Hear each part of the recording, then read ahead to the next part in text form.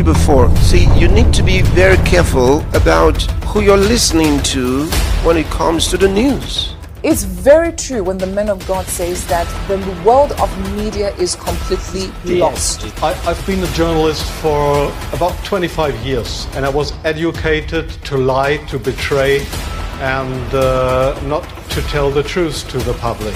We will not live in their world. They will live in our world. The origin of deception can be traced back to the Garden of Eden, when the serpent beguiled and deceived Eve, and so started an unending journey of deception throughout the ages. This campaign of deception remains the centerpiece of Satan's strategy to destroy God's people.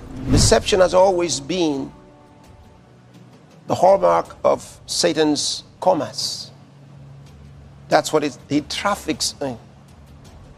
It's his work. It's his trademark. And the masses have always been deceived. Information fabrication is not new. However, the arrival of the internet in the late 20th century, followed by social media in the 21st century, dramatically multiplied the risks of misinformation, propaganda, and hoaxes. Both errors and fraudulent content now go viral through peer-to-peer distribution.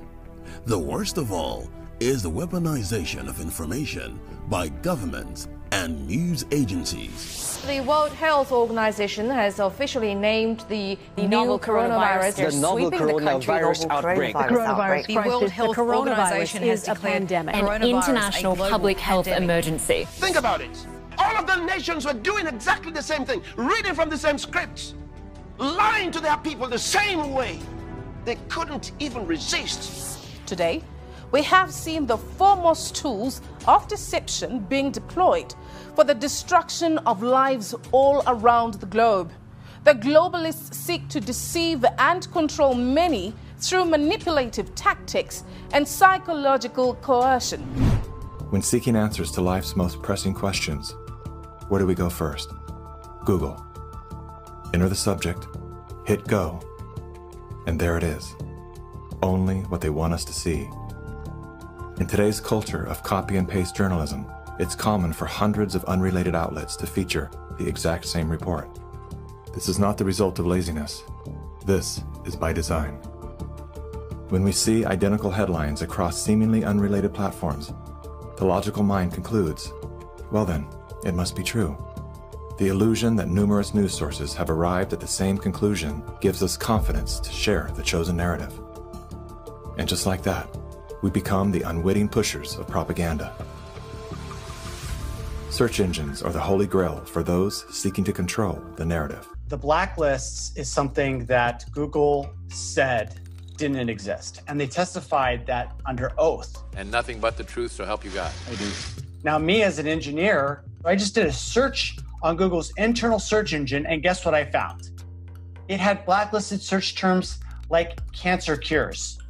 Why is Google deciding what people can and cannot search for? What was once an efficient tool for navigating the world of information is now a network for global surveillance, data collection, and social engineering. So deception becomes a funded project,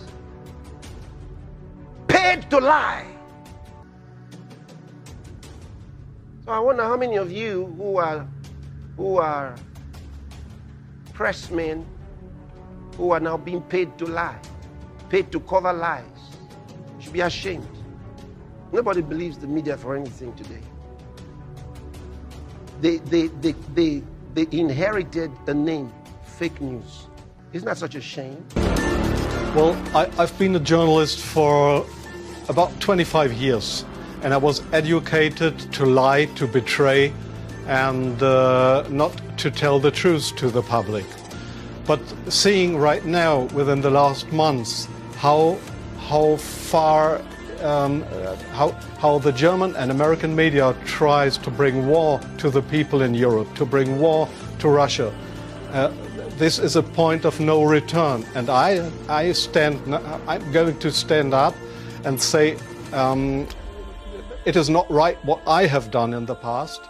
to manipulate people, to make propaganda against Russia, and it is not right what my colleagues do and have done in the past, because they are bribed to betray the people, not only in Germany, all over Europe. This was the main reason for the worldwide deception of the nations, as the mainstream media pandered to fake narratives of fictitious numbers relating to COVID-19 deaths, causing worldwide panic and fear. This morning, predictions of a deadlier new year are now a reality. The nation setting a new record this week of more than 4,000 deaths in just one day. And on Friday, hitting nearly 270,000 new infections, an all-time high. And I said, you're being deceived. They're lying to you. We can see how many of the blockbuster movies churned out by Hollywood for many years have preconditioned the minds of many all around the globe.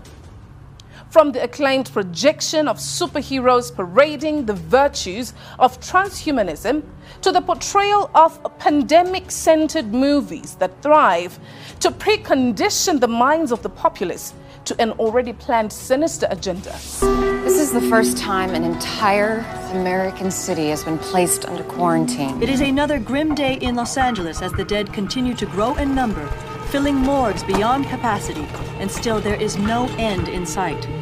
The once warm and friendly city of Los Angeles is now full of people wearing masks and fearful of the slightest human contact. The only places doing business are hospital emergency rooms, which are now being taxed to the point of collapse as health workers and first responders are beginning to fall prey to this insidious and deadly enemy.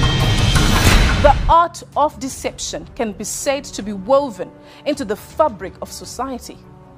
This is why we must continually sponsor and promote our ministry programs and platforms such as the Love World Networks, the Pastor Chris Digital Library, Kingsview, Love World Films and Cinema, the PCDL TV, Your Love World Specials, and many more. We, the church, are the illuminated and the illuminating as we shine the truth of God's word in all the nations of the world, leading many out of the clutches of deception.